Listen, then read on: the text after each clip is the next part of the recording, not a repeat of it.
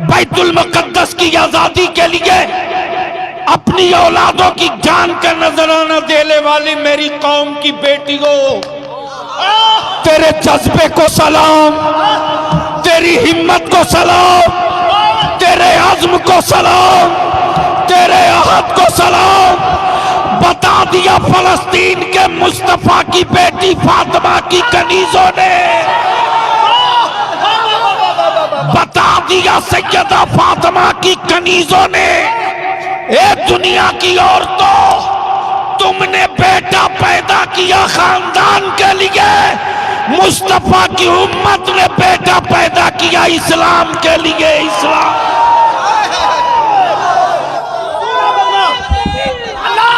बेटा बेचने वाले बाप के खिलाफ जब इदारे शरिया ने महाज खोला है,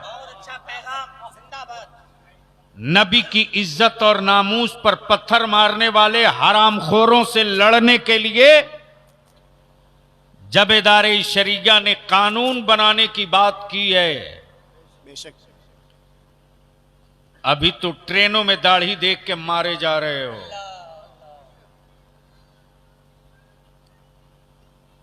अभी तो टोपी और दाढ़ी देख के ठोके जा रहे हो। अभी तो तुम्हारी बेटियों का निकाब और हिजाब देख करके सीटी बजाया जा रहा है। अगर होश में नहीं आए तो लिख लेना ये बात कि भारत में कुत्तों के मरने के बाद अफसोस किया जाएगा, तेरी औलादों के मरने पर कुत्ते भी अफसोस नहीं करेंगे। अल्हम्दुलिल्लाह, चाहे दिलबर शाही हो, दिलकश राचवी हो, हबीबुल्लाह फैजी हो, मौलाना नौमान अख्तर जमाली हो, मौलाना डॉक्टर अमजद रजा अमजद हो, मौलाना सैफुल्लाह अलीमी हो, मौलाना आसिफ इकबाल हो,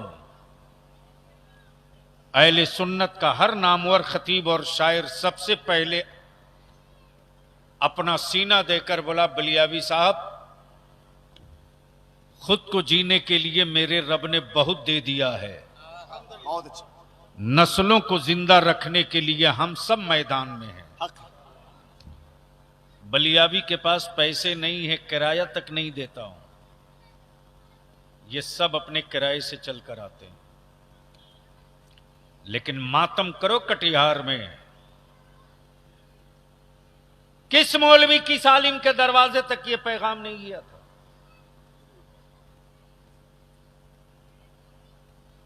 किस प्रखंड का मौलवी है जिसकी नौकरी के लिए बलियावी ने उसकी इज्जत नहीं बचाई है? हक है। आज ये जो टीचर बन करके घूम रहे हैं, कोई धरना प्रदर्शन नहीं किए थे, अपनी ही हुकूमत से लड़ करके मामले को आगे बढ़ाया था। कौन है वो? वह है कौन?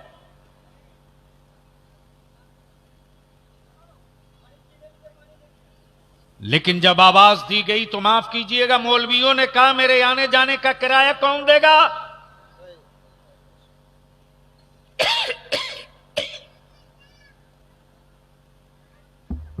माइक ठीक करो, बहुत खींच रहा आवाज।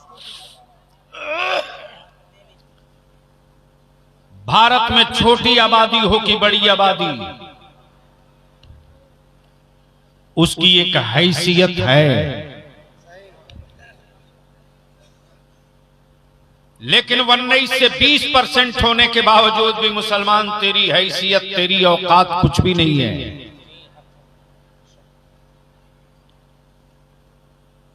जाहिर सी बात है, कीमत उसकी लगती है जिसमें जिंदगी होती है। हम तकरीर नहीं कर पाएंगे बेटा, मैं अपनी जिंदगी की आखिरी तकरीर करने नहीं आया। हेलो हेलो, इसको बदल दीजिए। दो हिस्सा सुन लो। ये हमारे मौलाना कमरुद्दीन कमर रजा। ये मेरा नौजवान जाके रोने लगा था दोपहर में।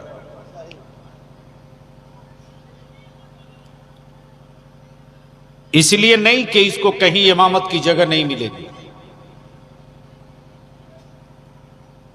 इसलिए नहीं कि इसको कुरान पढ़ने नहीं आता,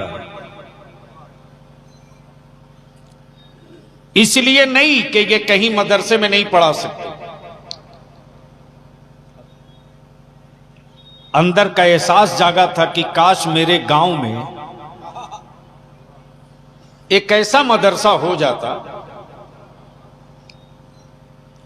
लिख ले मुसलमान, कहीं अगर जगह है तेरे दिल में तो लिख ले। आज जो हिंदुस्तान में तू सांस ले रहा है ना, वो किसी हुक्मरां और किसी कानून के बदौलत नहीं, कुरान के बदौलत। आप कहोगे कैसे? तो टाइल्स, मार्बल, मोज़ाइक, ग्रेनाइट की बिल्डिंग तुम बना दिए हो, लेकिन बनी हुई हवेलियों में कोई गारंटी नहीं कि 24 घंटा कुरान पढ़ा जाता हो। बहुत खूबसूरत बिल्डिंग और मकान बना दिया आपने, लेकिन कोई जरूरी नहीं कि वहां दरूद का विर्द हो रहा हो। लेकिन याद कर मुसलमान, तेरी ज़कात में कितना दम है, तेरे फितरे में कितना पावर है, तेरे मुठिया के चावल में कितनी एनर्जी है। क्या अमेरिका से लेकर के ब्रिटेन और लंदन तक, भारत से लेकर के चीन तक रिसर्च हो रहा है। नौकरी में मुसलमान नहीं, जमीन और रियल इस्टेट में मुसलमान नहीं, किसी बड़ी फैक्ट्री और कल कारखाने का मालिक मुसलमान नहीं, गरीबों की लिस्ट में सबसे आगे मुसलमान, दबे कुचलों की फहरिस्त में सबसे आगे मुसलमान, सताए हुए लोगों की लिस्ट में सबसे एक नंबर पर मुसलमान। लेकिन वजह क्या है कि गरीबी और लाचारी में होने के बावजूद भी आज भारत में न इस्लाम की आवाज कमजोर हो पा रही है, न नबी का इश्क कमजोर हो। जिंदाबाद जिंदाबाद। आखिर वजह क्या है? क्या बात है? जो चाहूं पढ़े लिखे लोग, अगर पढ़े लिखे लोग बैठे हैं तो बोलेंगे, नारे बाकी तकबीर, अगर बोझ बैठे हैं तो नारे रिसालत, हुजूर गाज़िए मिल्लत, फैज़ाने आला हज़रत, फैज़ाने सरकारे रईसुल कलम। रिसर्च हो रहा है, कभी नागपुर में, कभी कानपुर में, कभी मुंबई में, कभी चीन और रशिया में। जमीन हुकूमतें नहीं दी, फिर भी कुरान की तालीम हो रही है। क्या बात? जमीन हुकूमतों ने नहीं दी, फिर भी मस्जिदों के मीनारे सीना ठोक करके खड़े हैं। बलियाबी कहता है वो किसी और का मजहब होगा जो हुकूमतों की तिजोरियों का मोहताज है। अरे ये नबी का इस्लाम है, हुकूमतों के पैसे का मोहताज नहीं है, नबी के आशिकों के दिल और अकीदे का मोहताज। नारे तकबीर। अगर आप बोलने वाले हैं, जबान है तो खोल दीजिए, बात में सच्चाई है यहां से वहां तक। नारे तकबीर, नारे रिसालत, अज़मत इस्लाम, अज़मत कुरान, अज़मत मुस्तफा, पैगाम मुस्तफा, फैज़ाने आला हज़रत, फैज़ाने हुज़ूर रईसुल कलम, हज़रत अल्लामा गुलाम रसूल बलियावी साहिब क़िबला, दारुल उलूम रज़ाए मुस्तफा खोरबा। अल्लाहुम्मा सल्ली अला सय्यदिना मौलाना मुहम्मदिन बारिक वसल्लिम सल्लु अलैहि सल्लु अलैहि सलातुम व सलाम अलैका या रसूल अल्लाह। अगर आंखों की रोशनी बेचे नहीं हो, और अपने धड़कते हुए दिलों के जमीर का सौदा नहीं किए हो तो बलियावी की रखी हुई ये तस्वीर जरा एक बार देख लो। तवज्जो चाहता हूं, तवज्जो चाहता हूं, सुन सकते हो तो सुन लीजिए। पूरा अमेरिका लगा है। जिस इस्राइल ने यकीन कर लिया था कि अब ये दोबारा नबी वाले फलस्तीन में सर नहीं उठाएंगे,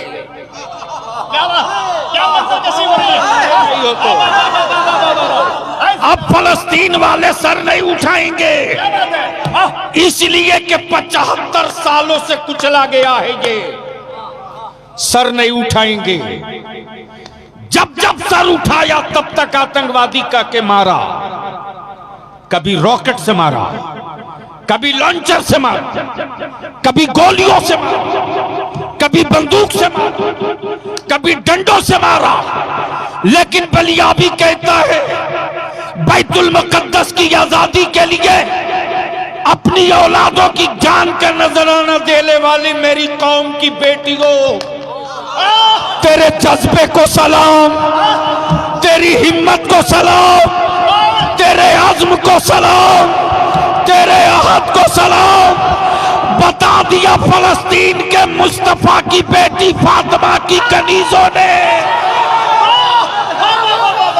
बता दिया सैयदा फातिमा की कनीजों ने, ए दुनिया की औरतों, तुमने बेटा पैदा किया खानदान के लिए, मुस्तफा की उम्मत ने बेटा पैदा किया इस्लाम के लिए। इस्लाम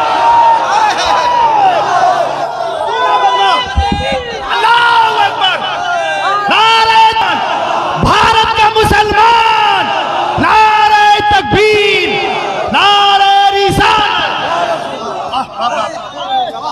सुनोगे तो बैठ जाओ। तवज्जो चाहूं, अगर किसी को डर लगता है तो जा सकता है, मेरी तरफ से छूट है। जिसका हार्ट कमजोर हो वो निकल ले, मेरी तरफ से छूट है। रोज बलियाबी को गीदड़ भभकियां मिलती हैं, चुप कब होवोगे? मैंने कहा कि दुनिया की अब तक कोई ताकत नहीं पैदा ली हुई इस जमीन पर जो नबी के गुलामों को चुप करा दे। जब सारी दुनिया का कुफ्र मिलकर बद्र में 313 को न चुप करा, काश मैं पत्थरों की गोद में आज ये गुफ्तगू नहीं करता। दीवारों तकरीर सुन लो, तकरीर क्या बोलेगा? ये बोझ बैठे हैं, बोझ भी नहीं पढ़नी है बात। सिर्फ जुब्बा और पगड़ी और लंबा कुर्ता से मौलवी थोड़ी कोई होता है यार, पढ़ना पड़ता। सुनोगे तो बोलना पड़ेगा। अरे बोल, डरता नहीं है तो बोल। दिल लगा मैं क्या कह रहा था। पूरी दुनिया का कुफ्र 313 को न डरा सका। पूरी दुनिया का कुफ्र 313 को न डरा सका। पूरी हुकूमत मिलकर एक कलीमुल्लाह को न डरा सकी। नमरूद का पूरा सत्ता मिलकर एक खलीलुल्लाह को न डरा सकी। और 22,000 यजीद का लश्कर मिलकर एक हुसैन को न डरा सके। और पूरी दुनिया के बदअकीदे मिलकर बरेली के एक अहमद रजा को न डरा सके।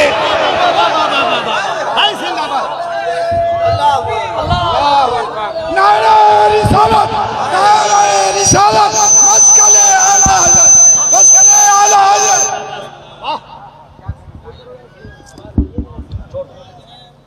सुनोगे तो बोलना पड़ेगा, सुनोगे तो बोलना पड़ेगा।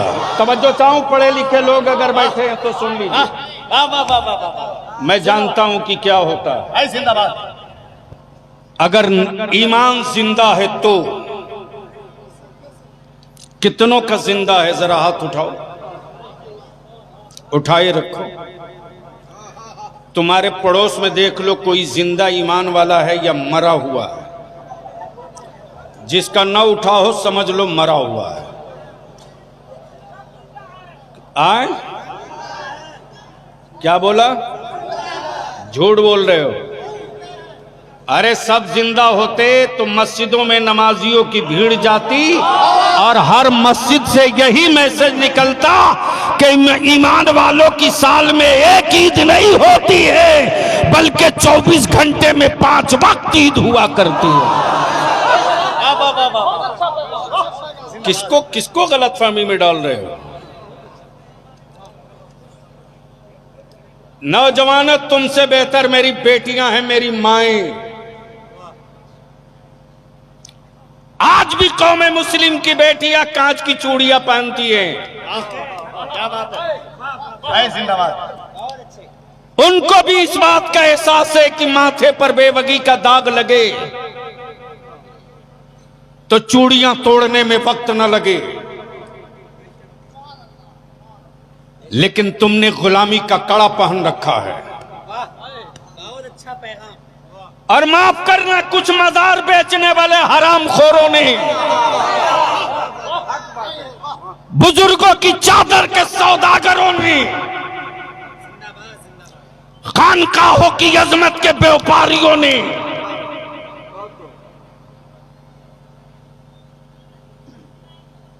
जो गैरों की पहचान थी वो मेरे बच्चों की कलाइयों में बांध दिया।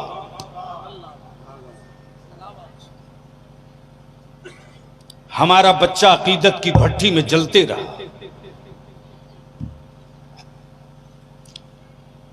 हुल्ला बोल होगा, तुम्हारा बलियावी हिम्मत ना हारा है ना हारेगा। इसलिए कि जिसका नाम रईसुल कलम अरशदुल कादरी था, उसके किताबे इश्क में लफ्ज शिकस्त कहीं लिखा ही नहीं है।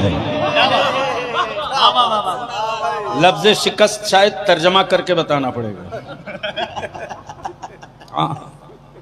बिल्कुल सहल उर्दू है, कोई भी समझ। मौलाना अली रजा मिसवाई, मौलाना अली रजा रहबर, जब नकल दुरुस्त नहीं है तो अकल कहां दुरुस्त होगी? क्या बात है। वो भी मैं रोज देखता हूं। आज पूरी दुनिया देख रही है जो फलस्तीन 75 साल से मारा गया,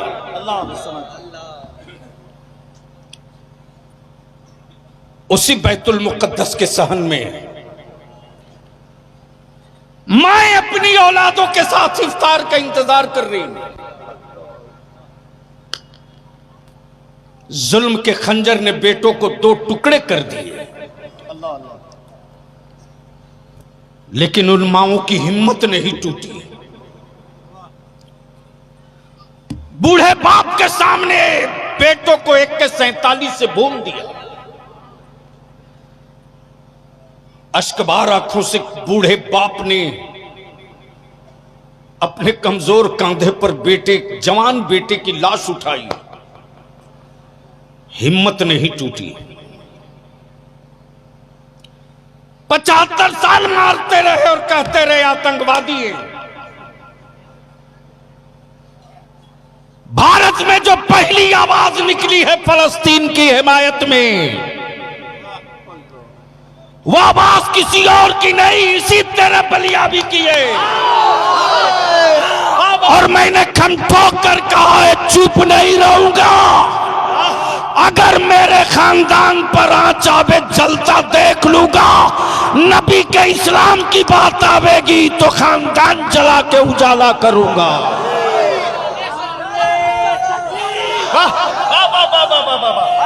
उलमाए किराम अगर संजीदगी से सुन रहे हैं तो तारीख का ये हिस्सा सुने।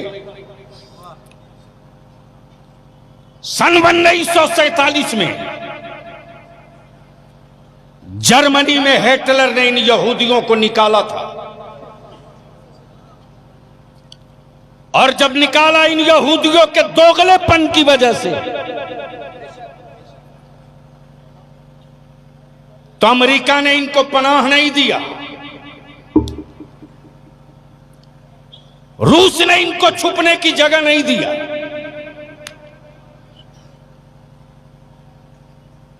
आज जो लोग इजराइल के पक्ष में खड़े हैं वो भक्त नहीं जगह दिए।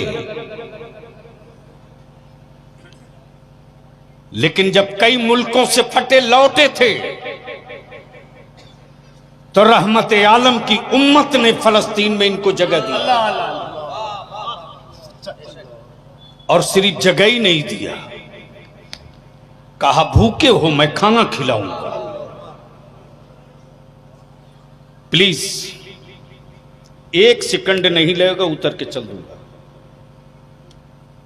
कैमरा बंद करो, मोबाइल बंद करो। ये बलियाबी है।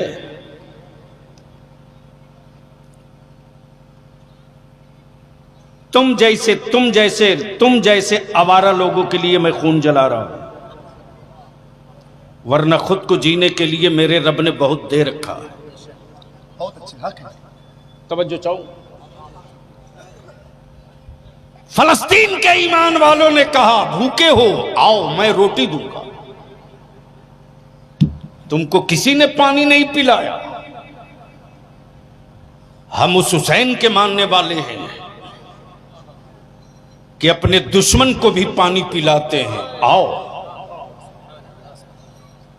जगह दी, ठहरने को दिया, खाने को दिया। और यही अमेरिका की रखेल जिसको यूएन अक़वाम मुत्तहिदा कहते, ब्रिटेन ने, अमेरिका ने, लंदन ने, इटली ने मिलकर के उन यहूदियों को, कब्जा करने वाले यहूदियों को इस्राइल मुल्क नाम का एक मान्यता दे दिया। क्या इससे कोई माई का लाल झुठला सकता है? बलियाबी चुनौती देकर कहता हिम्मत है तो आओ किसी मैदान में। मुसलमान गुनहगार हो सकता है, गद्दार नहीं हो सकता।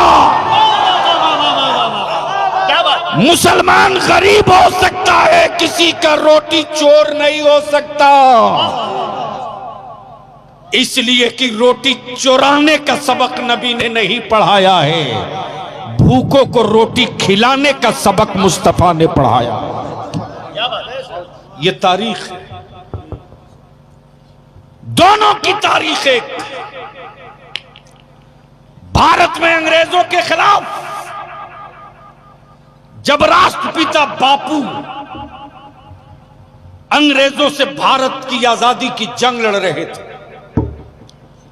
साथ में नागपुर का कोई बाबा नहीं था, हाफ पॉइंट वाला कोई चड्डी छाप नहीं था, बल्कि अंग्रेजों के खिलाफ जिहाद का फतवा देने वाला नबी के इल्म का वारिस अल्लामा फजल हक खैराबादी था, अल्लामा अशफाकुल्लाह थे, अल्लामा किफायत अली थे, मौलाना मजहरुल हक सीवान के थे, खान अब्दुल गफ्फार खान थे। उस वक्त विक्टोरिया के गुंडों ने यही कहा था, भारत की आजादी की बात करने वाले आतंकवादी हैं, भारत की आजादी की बात करने वाले दहशतगर्द हैं, भारत की आजादी की बात करने वाले टेररिस्ट हैं। भून दो इनको गोलियों से, भून दो इनको गोलियों से। जलियाना वाला पाक चीख चीख कर कह रहा है गोलियों के निशान अब भी बचे हैं, अब भी बचे हैं। दिल्ली से लेकर बंगाल तक शेरशाह सूरी रोड में कोई पेड़ ऐसा नहीं था जिस पेड़ पर किसी मुसलमान की लाश न लटक रही हो। वो इसलिए कि वो अपने भारत की आजादी की जंग लड़ रहे थे। उस वक्त विक्टोरिया के गुंडों ने कहा था कि ये टेररिस्ट और दहशतगर्द हैं। ये किसने कहा था?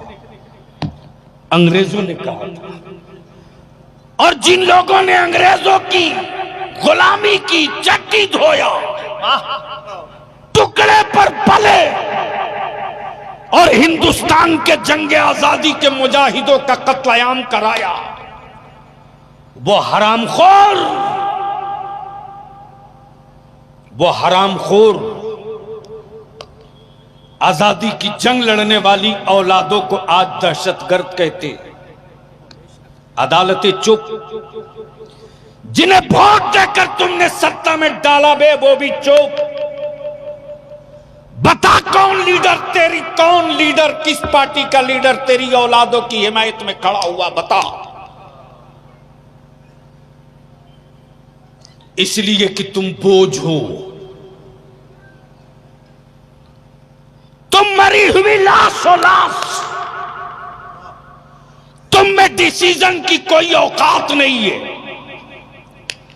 लेकिन बता दिया नबी वालों ने कि 75 साल लूटने के बावजूद भी बैतुल मुकद्दस के साए तले एक फैसला ले लिया। तो आज अमेरिका बाप बाप कर रहा है, आज इस्राइल दादा दादा कर रहा है, और ये कहने पर मजबूर हो रहा है कि सबसे लड़ा जा सकता है, नबी के गुलामों से कभी जीता नहीं जा सकता। खड़े हो जाओ। वाह।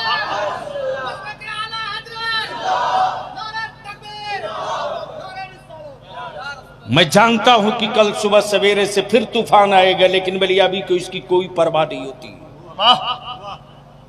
जब बलियाबी एक लफ्ज करबला बोल दे तो पूरी यजीदियत कांपने लगे।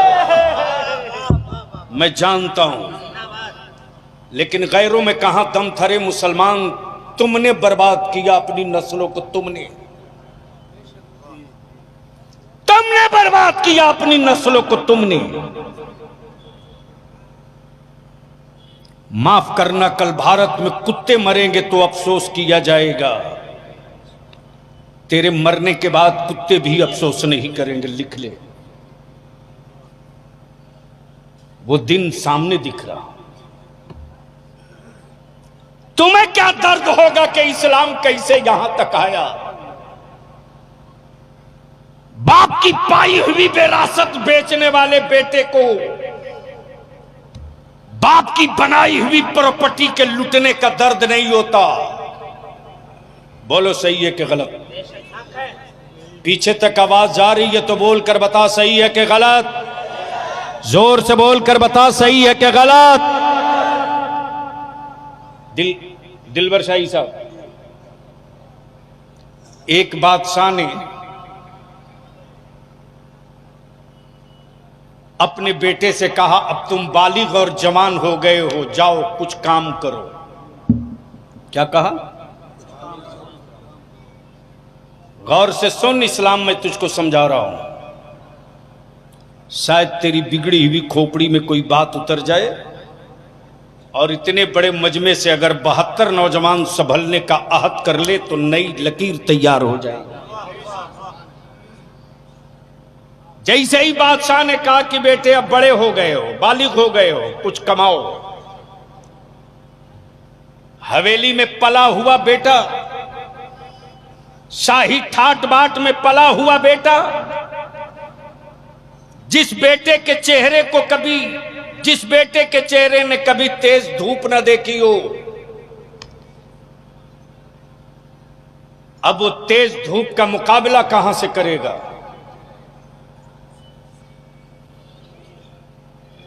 बादशाह के बेटे ने सोचा कि मैं कहां मजदूरी करने जाऊंगा। अपनी मां के सामने खड़ा हो गया। अम्मी, आप ही समझाओ, बादशाह का बेटा होकर मैं मजदूरी करूंगा? मां की ममता है, बोल पड़ी, नहीं बेटा, अभी मैं जिंदा हूं। माफ करना रे, तेरी बीवी को पता चल जाए तुझे कैंसर है तो तेरे करीब बैठने को तैयार नहीं होगी। हाय हाय, क्या नक्शा है। लेकिन अगर मां को मालूम हो जाए कि मेरे बेटे को कैंसर है तो मां का आलम यह कि कहेगी, डॉक्टर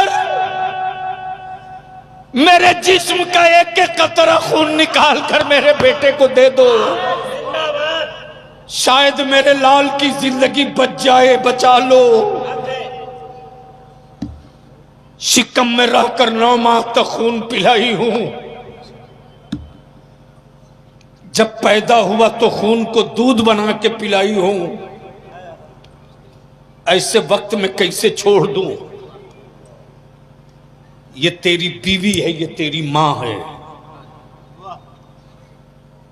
ये तेरी बीवी है, ये तेरी मां है। दोनों का कैरेक्टर खुल के आ गया।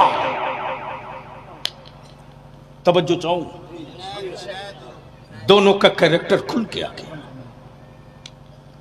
मां ने निकाला जेब से 5 रुपये। बेटा खुशी खुशी दौड़ा शाम को, अब्बू कमा के ला दिया। अच्छा, कितना कमाए? 5 रुपया। बाप ने कहा ले जा बेटा, कुआं में डाल दे। बाप की कमाई दौलत थी, बेटे को लुटाने में दर्द कहां होगा। वाह, क्या मिसाल पेश की है, वाह।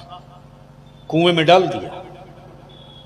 दूसरे दिन फिर बाप ने कहा बेटे आज फिर मां ने दिए 5 रुपया, कुएं में डाल दो। 15 रोज के बाद मां ने हाथ खड़े कर लिए। बेटे अब मैं खाली हो चुकी हूं, अब मैं मजबूर हूं, अब मुझसे मुमकिन नहीं। तो मां के बाद जो सबसे ज्यादा मोहब्बत करती है औरत,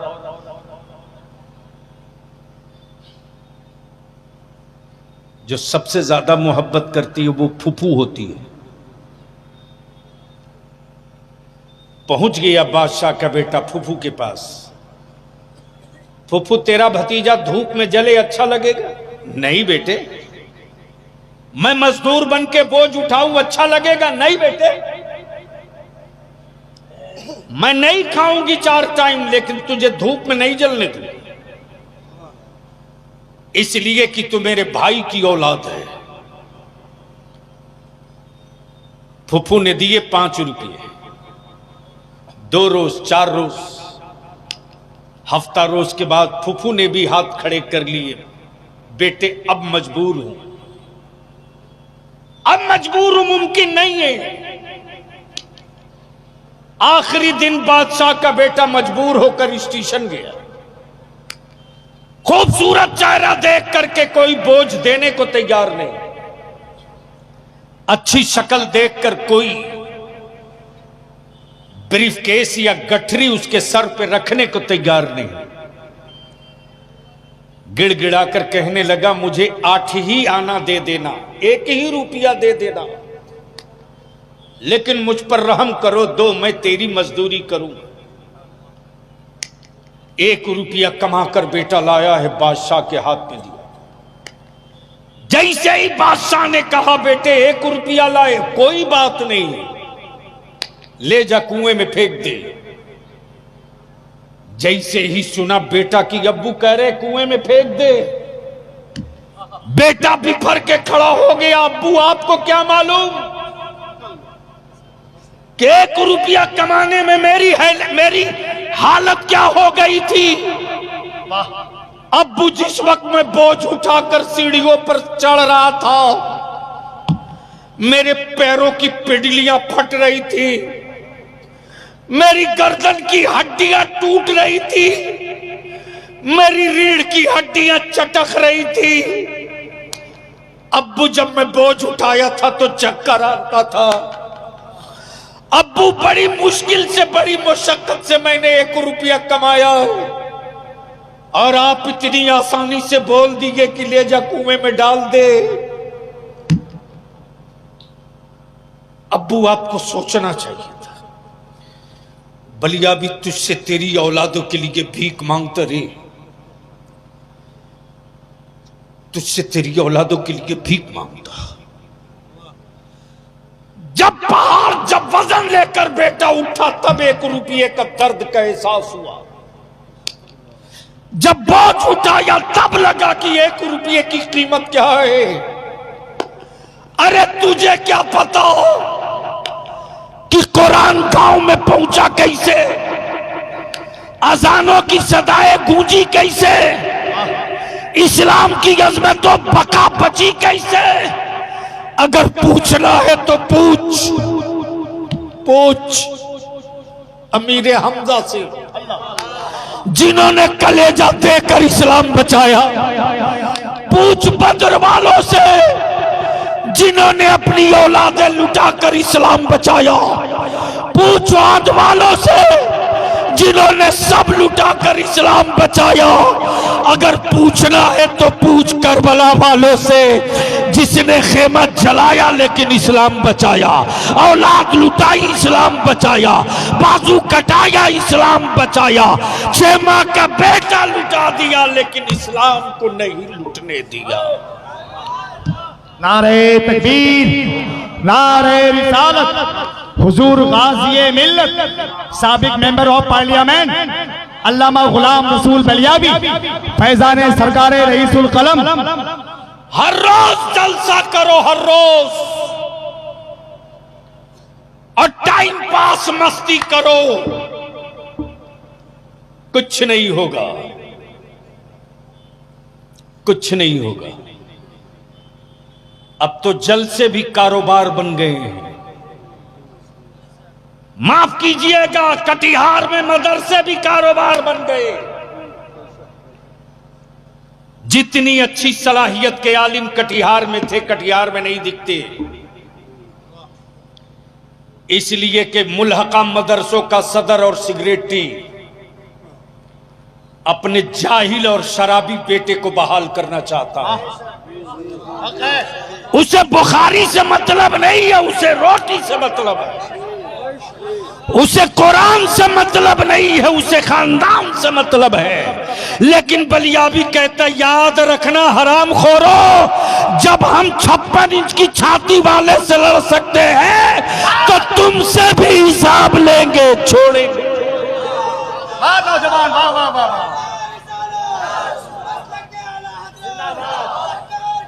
मरहबा। ये तहरीक रुकने वाली नहीं है। मैं जानता हूं कि मेरा आलिम कैसे कैसे मदरसों का कयाम करता है साहब, मैं जानता हूं। लेकिन इस जज्बे को कत्ल तुमने किया रे, तुमने चंद सिक्कों के लिए किया। अपनी औलाद के लिए तूने रसूलुल्लाह के घर को ज़बह कर दिया। अपने बेटे की रोटी के लिए तूने रसूलुल्लाह के दीन के मिशन का कत्ल किया। तुम कातिल हो, तुम कातिल हो, वरना उनकी औकात जो मदरसों पर उंगली उठा दे। और तेरे बलियाबी ने तो आज से 10 साल पहले कहा था, हर जगह हाथ डालना गुजरात वाले, अहले सुन्नत के मदरसों पर हाथ डालने की गलती मत करना, इसलिए कि जिहाद का फतवा देवबंद से नहीं निकला था, अहले सुन्नत के मदरसे से। लड़ाई होगी, होगी, घर मजबूत कर लो, जमाना यूं ही ठंडा हो जाएगा। बोल सही है कि गलत? अरे जोर से बोल, जोर से बोल। और ये जो टुटपुजिया लोग पत्थर फेंकते रहता है, उसे घबराना उबराना नहीं चाहिए। क्या सुबह साहब? लेकिन आप तो सिपाही देखते ही भागते हैं खेत में मकई के।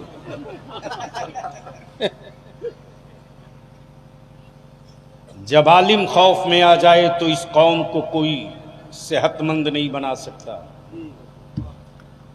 अगर आलिम के अंदर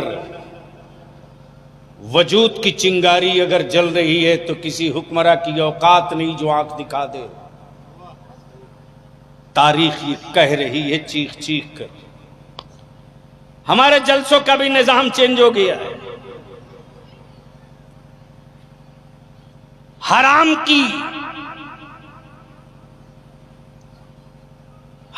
की नाजायज की क्या सजा है इसकी बात अगर मेरा आलिम करे तो ये कौम सुनने को तैयार नहीं। हलाल रोटी खाओ ये बात करे तो ये कौम सुनने को तैयार नहीं। माफ करना रे, पूरी जिंदगी तहज्जुद में पड़ा रहा और हराम की रोटी खाते रहा। दुआ कबूल की बात करता है, रुकू कबूल नहीं होगी, दुआ की क्या बात कर रहा है। जिस तरह अच्छी सेहत के लिए अच्छे ग़िज़ा की जरूरत है, उसी तरह अच्छी इबादत के लिए हलाल रोटी और हलाल टुकड़े की जरूरत है। तो बस आखिरी बात अर्ज करूं, ए मां बहन लोग बैठ जाओ, बहुत तारीफ कर दिया। वैसे मैं जानता हूं यह जितना आई है ना, इसमें से 4 आना नमाज पढ़ती होगी, है ना? सिर्फ 4 आना पढ़ती होगी सब। अरे जब 14 आना मर्द नहीं पढ़ता तो कम से कम 4 आना वो पढ़ती तो है। क्या हजरत? अरे ये सब स्कूल कॉलेज कल कारखाना फैक्ट्री मजदूरों की तो छोड़ दीजिए, यहां बड़े बड़े मौलाना की बीवी नमाज नहीं पढ़ती है, मौलाना नहीं कहता कि तेरे हाथ की रोटी नहीं खाऊंगा।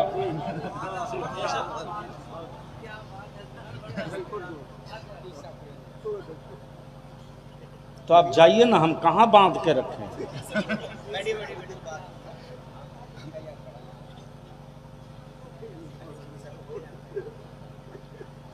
वो आएंगे हम जाएंगे,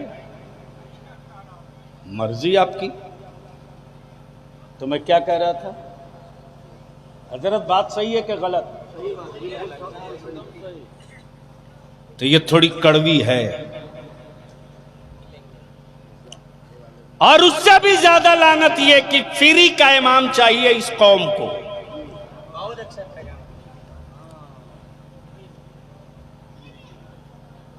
क्या हो गया?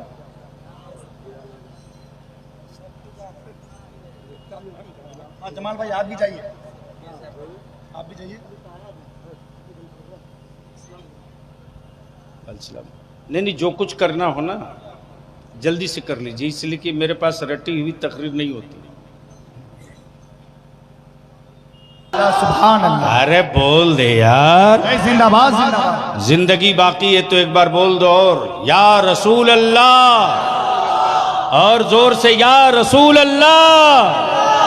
तो मैं क्या कह रहा था हजरत, रोटी वाली तो बात चली गई। इमाम फ्री का इमाम चाहिए।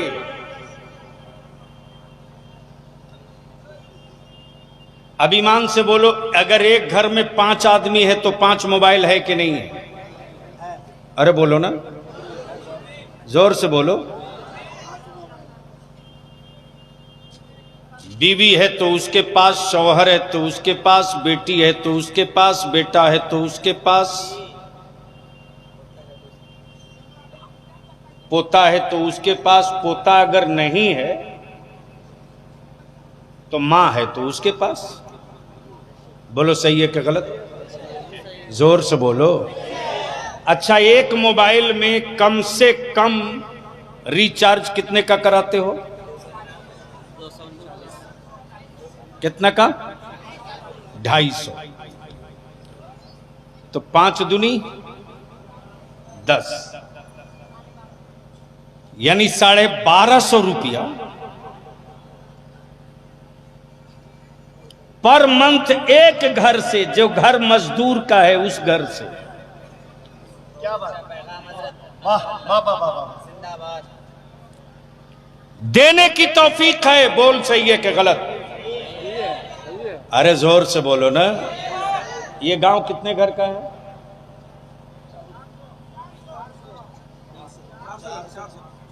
400, कोई कह रहा 300।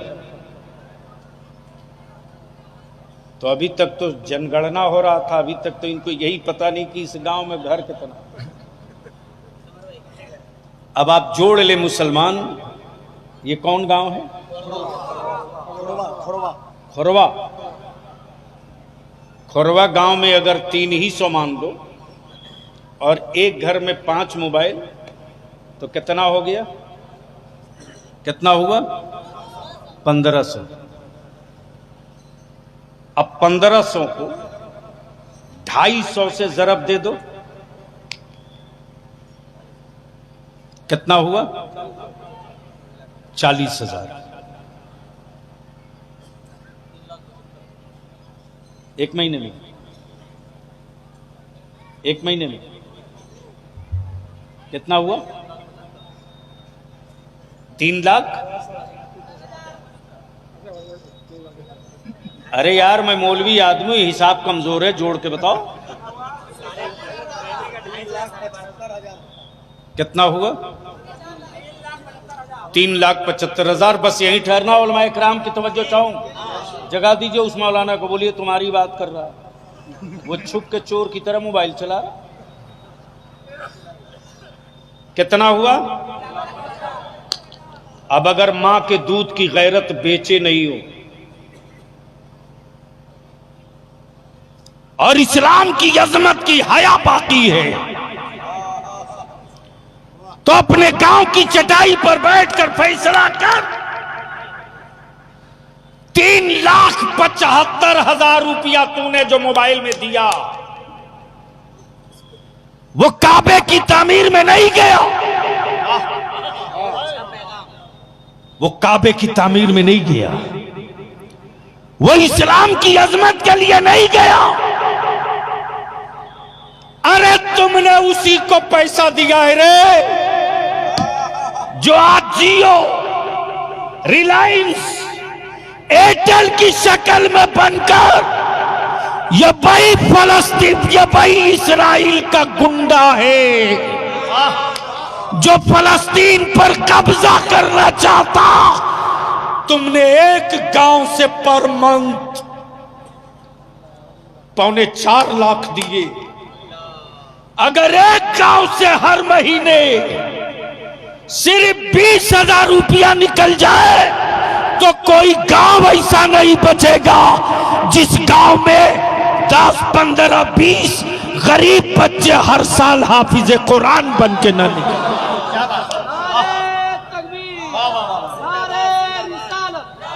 लेकिन कौन समझाएगा?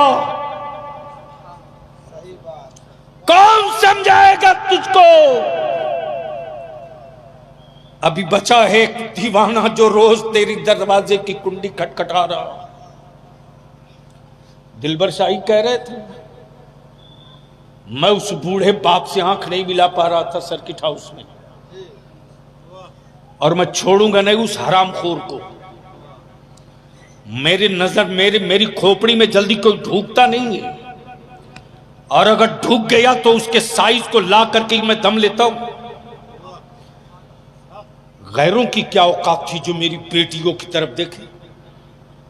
अब मौलाना हाफिज कमर रजा साहब आइंदा साल जलसा कीजिएगा तो गेट पे 10 लाठी वालों को बैठाल कर रखिएगा। जितना हीरो टाइप का लौंडा दिखे बगैर किसी रियायत के, इसलिए कि हम नबी की महफिल मिलाद बनाने आए हैं। किसी की मस्ती की सामान के लिए महफिल नहीं बनी है। बहुत बड़ा जुमला है। आज पूरे भारत के लोगों के दिलों में बेचैनी है। गरीब है मुसलमान, लेकिन न मस्जिदें बनना रुकी, न मदरसे कब हुए। अरे कोरोना में ढेर फैक्ट्रियां बंद हो गई। रिसर्च इस पर चल रहा है कि कोरोना में ढेर फैक्ट्रियां बंद हो गई। आखिर मुसलमान करता क्या है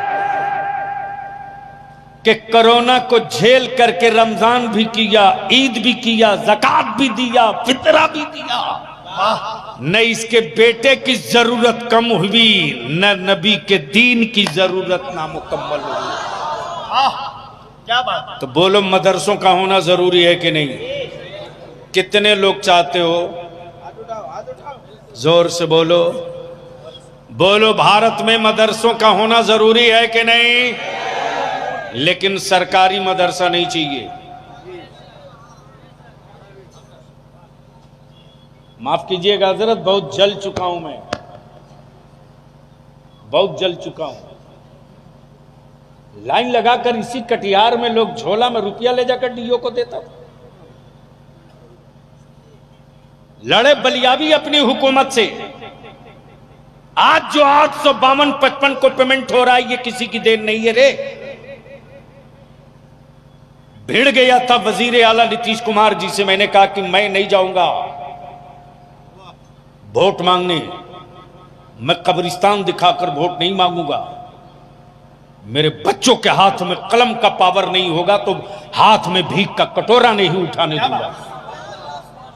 लेकिन कमजोर तुमने किया, तुमने उस आदमी ने तो अपने बड़े दिल का मुजाहिरा किया। 2459 की मंजूरी भी आज तक लड़ रहे हैं, आज तक लड़ रहे हैं। एक एक मदरसे की 5-5 कमेटी वाले लड़ रहे। तालीम के लिए नहीं लड़ रहे, उसके बेटे को नौकरी मिले इसके लिए लड़ रहे। बोलो सही है कि गलत? नहीं बोलोगे शर्म आएगी। जोर से बोलो सही है कि गलत? इसके खिलाफ कौन खड़ा होगा?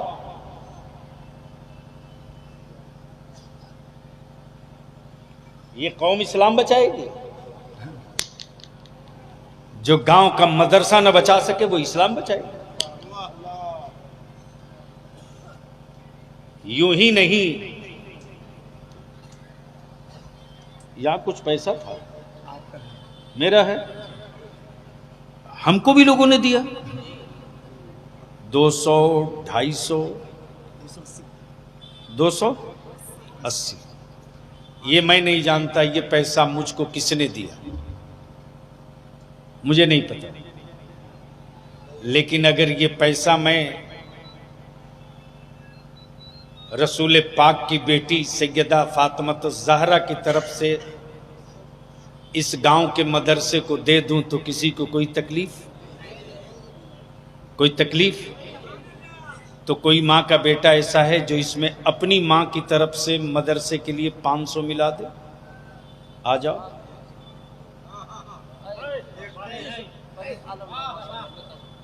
आलम साहब ने 500 मिला दिया, नारे तकबीर।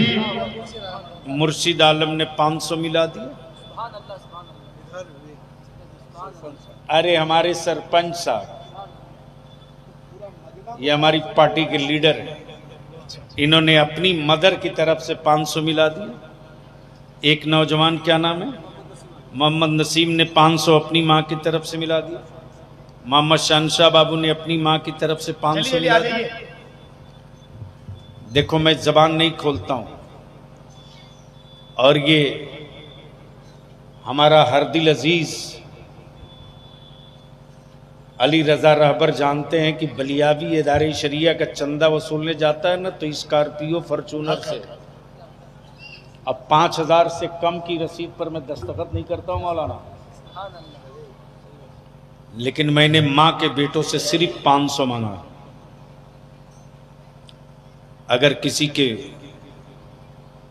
किसी मां के बेटे को एहसास है, सुभान अल्लाह, एक आलिम अपनी मां की तरफ से रास्ता दे दीजिए। एक नौजवान अपनी मां की तरफ होता है पिछले पहर रात के, तब रसूलुल्लाह का मेहमान सूरे रहमान की तिलावत किया करता है। गोया मदरसे में अगर गांव में मदरसा है और कुरान की तिलावत हो रही है तो तूफानों की औकात नहीं जो उस आबादी का वजूद मिटा दे, हादसों की हैसियत नहीं जो उस आबादी की पहचान मिटा दे। इसलिए कि मिट्टी के बनाए हुए बांध सैलाबों में बह जाया करते हैं। कुरान की आयतों की बंदिश को न कोई जिन्नात तोड़ पाता है न कोई खबीस तोड़ पाता है। अल्लाह ताला अमल खैर की तौफीक रफीक अता फरमाए। यार जिंदा सोहबत बाकी। बड़ी खुशबख्ती खुश नसीबी है कि नबीर आला हजरत ताजुस सुन्ना, पीर तरीक़त, गुले गुलजारी रज़वियत, हजरत अल्लामा शाह तौसीफ रज़ा खां कादरी रज़वी दामो फ़ैज़ुकुम की तशरीफ़ आवरी होने वाली है। आप उस मुर्शिद की ज़ियारत भी करें, और जो सिलसिले में दाखिल न हुए हों, आला हजरत और गौसे आज़म के सिलसिले कादरिया में दाखिल होना चाहें तो उनके दामन को पकड़ लें। अल्लाह ताला अमल खैर की तौफीक दे, और जो अब तक नहीं दे सके हैं 2 ही रुपया सही मदरसे की इमदाद ज़रूर करें। खुदा हाफिज़। सलाम अलैकुम।